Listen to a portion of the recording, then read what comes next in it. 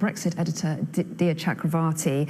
We've focused predominantly, well, exclusively on Barcelona so far this evening, and we will move on to other stories, but I just wanted to show everyone the Times front page because I don't think we got a shot of that a little bit earlier on. There's their front page, focusing inevitably on the attack in Las Ramblas in Barcelona.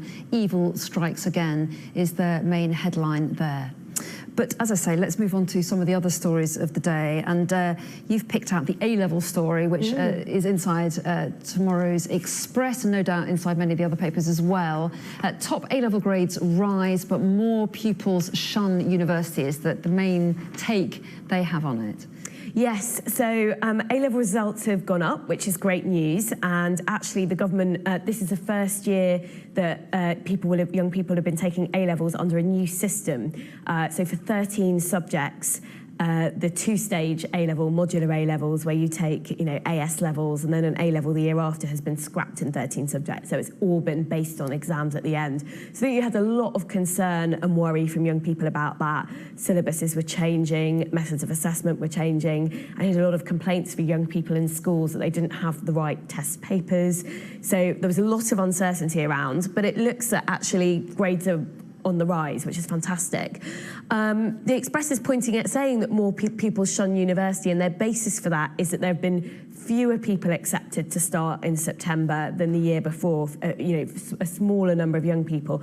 However, to put it in context, there are fewer young people in this cohort of young people than there were in the previous year. So I don't think it's the case that the proportion of young people going to university has gone down, but because we're looking at a smaller cohort of 18-year-olds, there are fewer in numbers. Conclusions that exactly. People are attracted to university. No, I don't think it's quite right to say pupils are shunning university. I think that's too strong a statement based on the facts. Should we be celebrating these results? I think also the other line that hasn't made it into a headline there is that boys have outperformed girls in the top grades. For the first time in 17 years, I understand. So since 2000, this is the first time boys have, by ever so slightly, I think it's 0.5%, I think, if I remember correctly, from the Telegraph report, which we don't have in front of us yet. Boys have done better.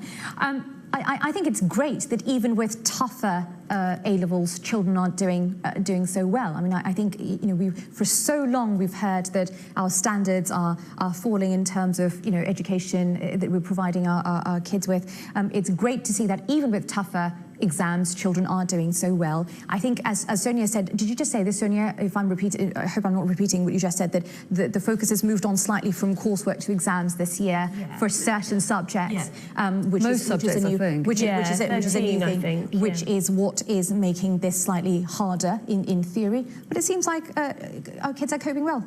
But while there's great news on A-levels, I do think there are very difficult questions to be asked about value for money from universities. So we saw fees triple back in 2012. Universities got a big, over 25% increase in per student average funding in 2012 as a result of that tuition-free increase. And I think young people and their parents are starting to ask, well, is this really value for money? And I think universities do have some tough questions to answer that. Just a cheeky plug, I've got a column in The Guardian arguing that very thing tomorrow. So we also saw Nick Timothy, former Chief of Staff to Theresa May, co-Chief of Staff, arguing that in The Telegraph today. So I think universities are coming increasingly under the cosh, and rightly so, about value for money. OK, and I'm just going to show everyone today's Telegraph, because we haven't seen it yet. Terror strikes in the heart of Barcelona, and an already familiar picture there on their front page. But let's move on to another story, if we can squeeze it in before the end, and it's a Brexit-related story.